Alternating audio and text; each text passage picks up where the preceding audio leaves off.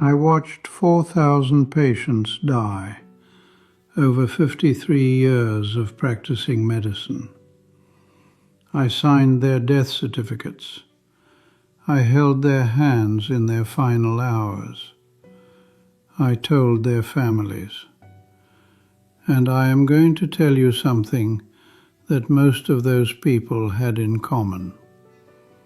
They did not have to die when they did. Not from genetics, not from bad luck, from choices. Exposed patterns I first identified in 1972. Exposed behaviors I warned patients about for decades. Most of them did not listen. Now most of them are gone. I am 102 years old. I am not telling you this because I want your sympathy or your amazement. I am telling you this because I need you to understand that I have spent more time with dying people than almost anyone alive today. And I know exactly what separates the ones who made it to 90 from the ones who dropped dead at 68. You are probably doing at least two of these things right now, today, this morning, and you have no idea they are shaving years off your life. The first thing I learned in 53 years of medicine is that sitting will kill you faster than almost anything else you do. This is not an exaggeration. I watched it happen in real time, patient after patient. In 1981, I started keeping separate notes on my patients who sat for work versus those who moved. Accountants, secretaries, executives. They aged differently.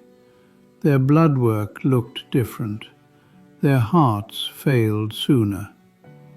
By 1990, I had enough data to know that someone sitting 8 or 9 hours daily was aging internally about 40% faster than someone who moved throughout the day. The medical literature caught up eventually, but I saw it first in the bodies of my patients. Here is what happens. You sit. Your circulation slows. Blood pools in your legs. Your lymphatic system, which depends on movement to function, stagnates. Toxins accumulate. Your muscles begin to atrophy within days of reduced use. After age 60, this process accelerates dramatically because your body loses the resilience it had at 40. I had a patient, a retired judge, who exercised every morning for 45 minutes, religiously. He thought he was safe, but he sat reading and watching television for 10 or 11 hours after that. He was dead at 71, a stroke. His morning exercise did not protect him from his afternoon stillness. The solution is not complicated. Move every hour. Stand up. Walk to another room. Do something that requires your legs. I have done this since 1974. I set a timer. Every 50 minutes I get up. I am 102, and I still do this. The second pattern I identified was sleep. Not just getting enough sleep, but getting the right kind. I cannot tell you how many patients told me they only needed 5 or 6 hours. They said it with pride, like it was a sign of strength. It was a sign of delusion. Your brain requires 7 to 9 hours to complete its repair cycles. During deep sleep, your glymphatic system flushes out metabolic waste including the proteins associated with cognitive decline. When you consistently cut your sleep short, you are allowing these toxins to accumulate night after night after night. I watched patients who slept poorly develop memory problems a full decade earlier than those who slept well.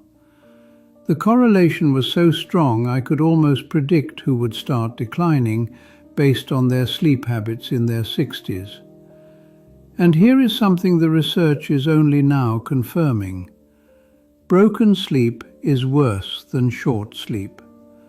Waking up 4 or 5 times per night, even briefly, prevents you from reaching the deep stages where restoration happens. Many of my patients did not even know they were waking. Their spouses knew, but they did not. If you wake up tired after 8 hours in bed, something is wrong. The third thing that kills people after 60 is loneliness. I know this sounds soft. It is not. Loneliness triggers a chronic stress response in your body. Your cortisol remains elevated. Your immune function decreases. Your inflammation markers rise. I had patients who were otherwise healthy but lived alone with no meaningful connections. They deteriorated faster than patients with serious chronic conditions who had strong social bonds. The data on this is overwhelming now, but I saw it clinically for decades. Humans are not designed to be isolated. After 60, when you lose a spouse or friends start dying, the risk of isolation increases dramatically. You have to fight it actively. Join something, call someone. Do not let weeks pass without a real conversation. The fourth pattern involves food, and this one makes me angry because the advice my profession gave for 40 years was wrong. We told people to eat low fat. We told them whole grains were healthy. We told them orange juice was good for them. We created a generation of seniors eating toast and jam and cereal and wondering why their blood sugar was out of control. After age 60, your metabolism changes. Your insulin sensitivity decreases. Your ability to process carbohydrates diminishes.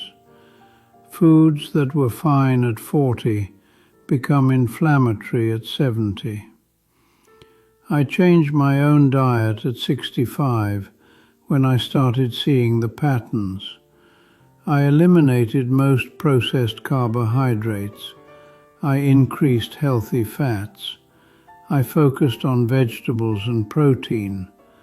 My inflammatory markers dropped within 3 months. I recommend the same to my patients who would listen. Most would not. They trusted the old advice. Many of them are gone now. The fifth thing is chronic worry. This one is subtle because it does not look like a health problem. It looks like a personality trait. But constant low-level anxiety keeps your stress hormones elevated in a way that damages every system in your body. I had patients who were retired, comfortable, surrounded by family, and still spent hours every day worrying about things they could not control. Their bodies aged faster, their sleep was worse, their immune systems were compromised. Learning to let go of what you cannot control is not just good psychology, it is survival. I want to tell you something about my wife. She died 8 years ago. We were married for 61 years. She did not follow any of this advice. She sat constantly because her knees hurt. She slept poorly and refused to address it.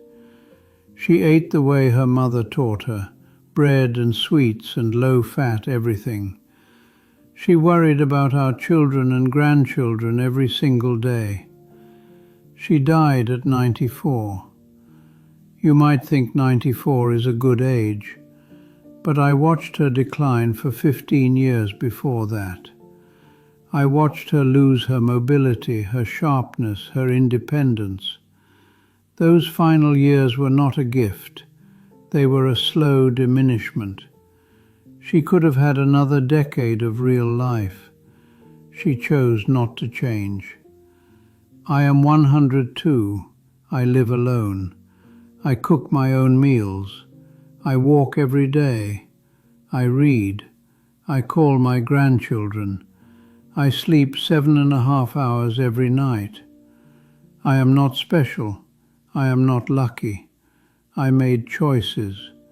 You are making choices right now, today, this hour. And I am telling you from 53 years of watching people die that those choices matter more than you want to believe.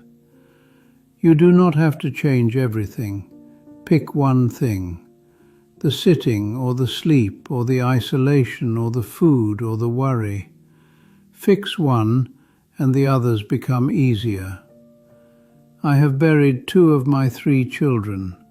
I have buried my wife. I have buried 4,000 patients. I am still here. And I am telling you that most of the people I buried did not have to go when they did. You are still here too. What are you going to do about it?